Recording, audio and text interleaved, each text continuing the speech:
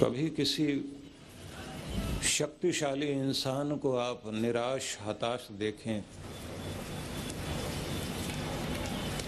पता लगता है कि उसके विचारों में और उसकी भावनाओं में कहीं कोई फर्क आया है। किसी ने उसकी भावनाओं को चोट पहुंचाई है, जिसके कारण वो व्यक्ति अपने सामर्थ्य को, अपनी शक्ति को खो बैठा है। उसका चिंतन कहीं न कहीं प्रभावित हुआ है।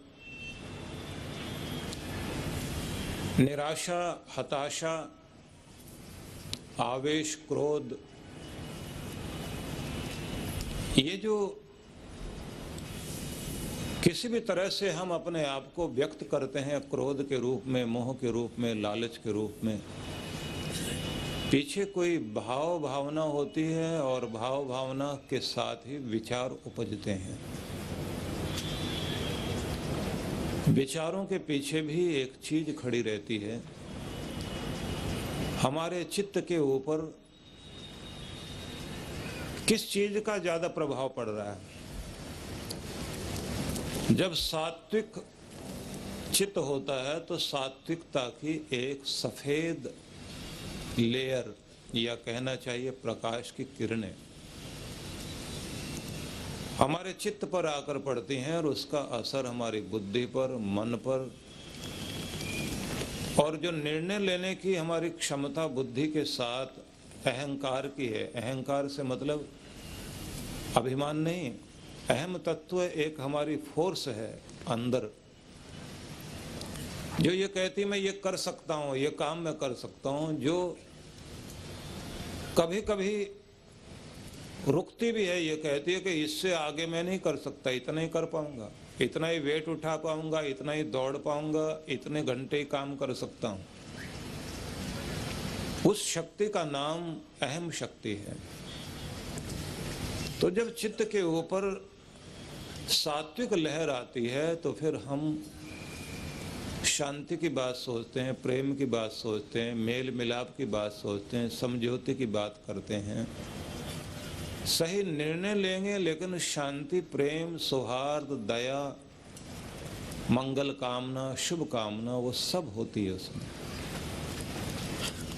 लेकिन जब चित्त के ऊपर एक लाल रंग का प्रकाश अंदर से आए, जिससे हम राजसिक प्रभाव कहते हैं, उसके कारण जोश ज्यादा होता है, थोड़ी सी चालाकी होती है, थोड़ा लालच, कुछ क्रोध भी मिला जुला रूप होता है। लेकिन उस लाल रंग के साथ थोड़ा सा सफेद प्रकाश का प्रभाव रहता है। ऐसे आदमी को जल्दी आप अच्छाई की तरफ मोड़ सकते हैं।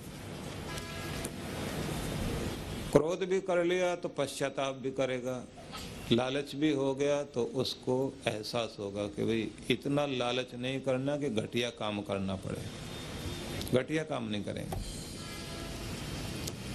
पैसा महत्वपूर्ण है हमारे लिए और जरूरत भी है, लेकिन ऐसे बेईमान नहीं होंगे, बड़ों के सामने शर्मिंदा होना पड़े, कानून के आगे हम बहुत गलत साबित हो जाएं। तो जो सफेद प्रकाश थोड़ा काम कर रहा है, सात्विकता काम कर रही, तो अक्ल जो है वो संभली भी है, आदमी नियंत्रण में आ सकता है। अब एक तीसरा रूप होता है कि जब सफेद कलर बिल्कुल खत्म हो जाए, थोड़ा लाल रह जाए और बाकी एकदम ग्रे कलर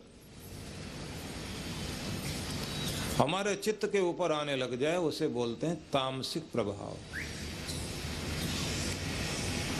अब तामसिक प्रभाव जब आएगा तो क्रोध भी रहेगा, लालच भी रहेगा, वासनाएं रहेंगी, सब कुछ जागेंगे। लेकिन अगर आदमी को कोई समझाए तो वो समझता तो नहीं है। उसे अगर कहें कि बुरा नहीं करना तो वो कहेगा बुरे का मतलब डेफिनेशन क्या है, परिभाषा बताओ। कोई आज तक निर्णय नहीं हुआ कि ये बुरा है, ये भला है। तुम्हारी नजर से, दूसरे की नजर से जो है वो बुरा होगा, मेरी नजर से तो बुरा नहीं है। तुम जहां खड़े होकर देख रहे हो तुम्हें नहीं मिल पा रहा है, इसलिए तुम्हारे लिए बुरा है। ऐसे आदमी से पूछा जाए कि चाय पीना हानिकारक है या लाभदायक, बोले पिलानी पड़ जाए तो हानिकारक और पीने को मिल जाए तो लाभदायक है।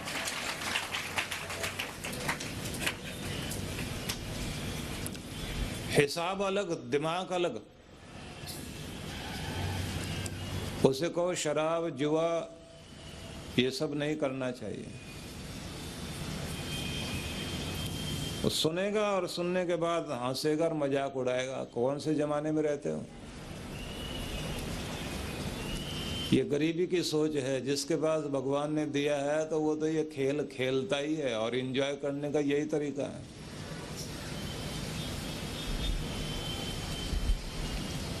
अब आप सोचिए कि कोई भी बात कहें आप उसको, वो सुनेगा नहीं, समझेगा नहीं, क्योंकि उसके ऊपर तामसिकता का प्रभाव बहुत है।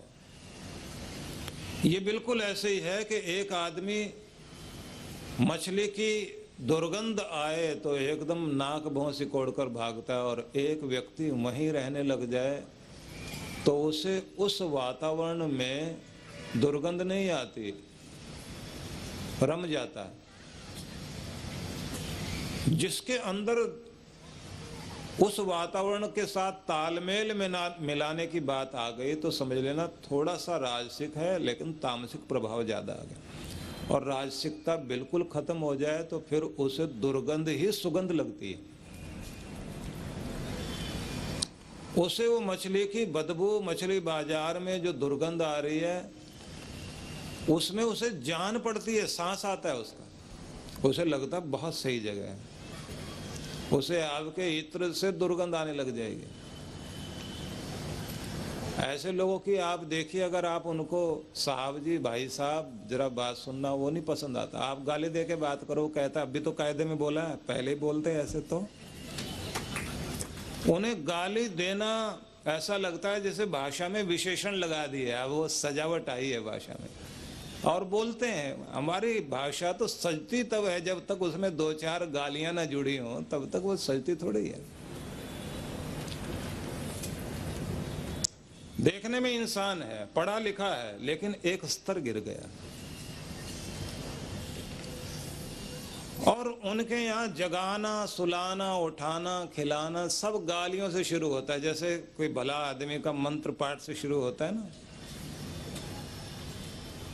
मंत्र पाठ करके भगवान का नाम लेके चलिए श्री गणेश कीजिए, वो गाली दे के श्री गणेश करता है। उसकी शुरुआत ही जो है, सुबह उठेगा तो गाली देता हुआ, किसी के साथ में हंस बोल रहे, मिल रहे, दोस्त मिला इतने समय के बाद, जब तक चार गाली ना दे ले और वो ना उसको सुना ले, अभी कोई अपनापन लगा थोड़ी। गाली दे के पता लगता है अपनापन है। उसका मतलब है कि तामसिकता इतनी बढ़ गई कि वो अपने स्तर को ऊंचा उठाना नहीं चाहते, उनको अपना कीचड़ पसंद है। अगर कोई सुअर से ये पूछे कि ये बताओ कि स्वर्ग कैसा होता है, कहेगा जहां बहुत दुर्गंध हो, कीचड़ बहुत सारा हो, गंदगी चारों तरफ फैली हुई हो, खूब सारा कूड़ा आसपास हो, ऐसी जो जगह है वो है स्वर्ग। शूकर के लिए उसका स्वर्ग उसका कूड़ा घर है। नाली के कीड़े अपनी नाली में ही अपना स्वर्ग समझते हैं, क्योंकि उनका वातावरण वैसा हो गया। लेकिन मैं ये कहना चाहूंगा, हर व्यक्ति के जीवन में भगवत्ता है और हर व्यक्ति के जीवन में शैतानियत भी है। बीच का जो पड़ाव है उसको मनुष्यता कहते हैं। हम शैतानों के बीच से, या कहिए आसुरी, या उससे भी आगे हम कहें पशुता से निकलकर हम लोग, हमारी चेतना आई। अब हम देवत्व की ओर जा रहे हैं, तो बीच का पड़ाव है मनुष्यता।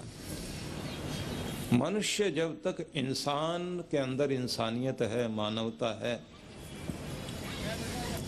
और पशुता नहीं है, जानवरपना नहीं है, राक्षस नहीं है। तो इसका मतलब है कि अब वो उस फ्लोर पर, उस मंजिल पर पहुंच गया है